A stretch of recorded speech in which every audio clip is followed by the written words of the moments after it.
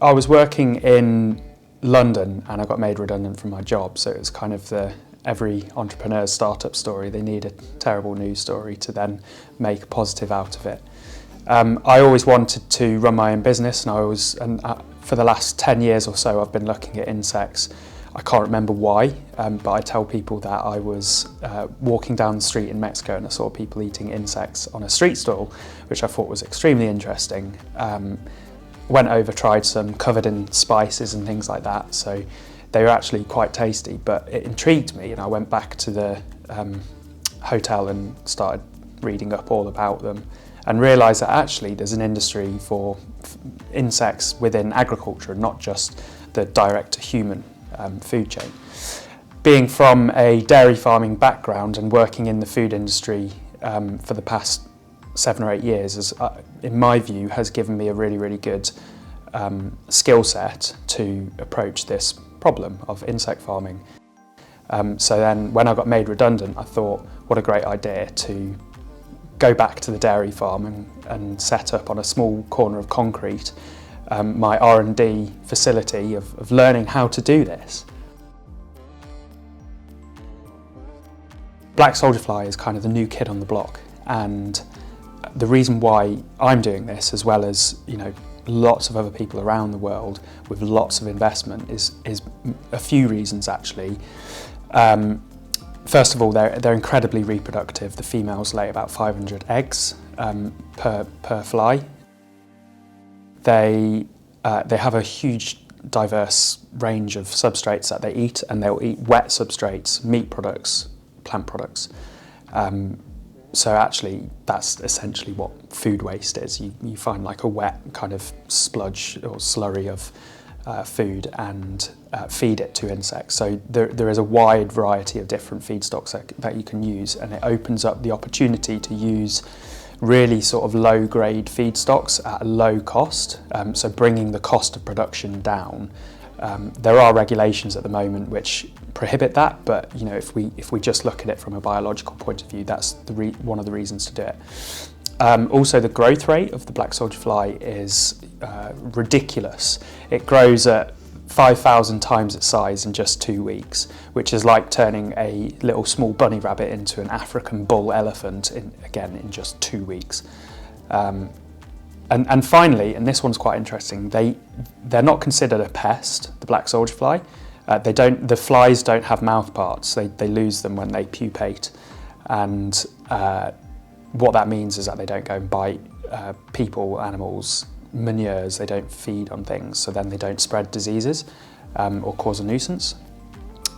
So there's a few different reasons why black soldier fly, but everyone is really interested in the feedstock and what they eat, but also the growth rate, and all of this kind of enables black soldier flies to be kind of a waste recycler. They eat the waste and they turn it into a high grade protein source and fat as well that you can use as an agricultural input, and also the manure of the black soldier fly, which is called frass, grass with an F, and use that to spread on soils, gardens, agricultural land, whatever it may be. And so you have got a circular farming economy here. I'll firstly explain the black soldier fly and its growing cycle. So it starts off as an egg for about 2 or 5 days, and then it hatches, turns into a neonate, which is baby larva, and it will develop as a larva for 14 days, roughly, give or take. And it will then develop into a pupa. So it develops its final exoskeleton, its 6th exoskeleton, which is a very dark colour, and it's essentially a cocoon, turns into a cocoon. And it stays like that for 14 days as a pupa, and then emerges as an adult fly, which it will then mate for, or it will live for about a week to 2 weeks and mate and lay eggs and then die. So it's a very short life cycle of about 40 days. And in terms of the process, once you've extracted the eggs, you'll dose those out into a feedstock, currently I'm kind of using leftover cattle feed, the stuff that my brother and dad don't want to use anymore, which has again been super helpful for me. And then in terms of that cost model, the costs of producing fully grown live larvae kind of split down into feedstock cost, energy, because they like a warm, humid environment, labour, and the cost to produce the eggs. And if I'm producing them myself, it's minimal, but it does cost quite a lot to buy them in. Generally, feedstock is the most expensive, especially with those regulations that I spoke about, and that's probably the biggest barrier to the industry at the moment. It's the overall cost picture. Everyone says, you know, insects are the way forward, but we just need to produce them at the right cost level. Once you've got the fully grown larvae, you can then process them into, well, you kill them, dry them, and then you can turn them into a meal, protein meal, and feed that to aquaculture or pets and things like that as an ingredient. However, processing is extremely expensive, especially when you've got low volumes. The way to bring that cost down is huge volumes. So actually, my view is that it's far better to produce live larvae, because also things like chickens and pigs and fish will eat live larvae. I'm currently selling larvae to broiler farmers live for the chickens. Chickens love it, and also seeing some really good growth benefits from the chickens. So again, working on a model for the broiler farmer that is works for them. It's profitable for them and it's profitable for me, but also seeing really good welfare benefits as a result. The frass, which is the manure of the insects, that's I'm developing this into a product for gardens, turning it into pellets, but also kind of that loose powder to spread on your gardens. I think with low volumes that I'm producing at the moment, you know, comparatively to what all of the other organic substrates out there, like chicken manure or whatever it is, I'd be best serving gardens where you can get higher margins for now, and then maybe later when we have a booming insect industry and we've got loads of frass, that we'd be best off spreading it on land en masse. So if you're a farmer looking to get into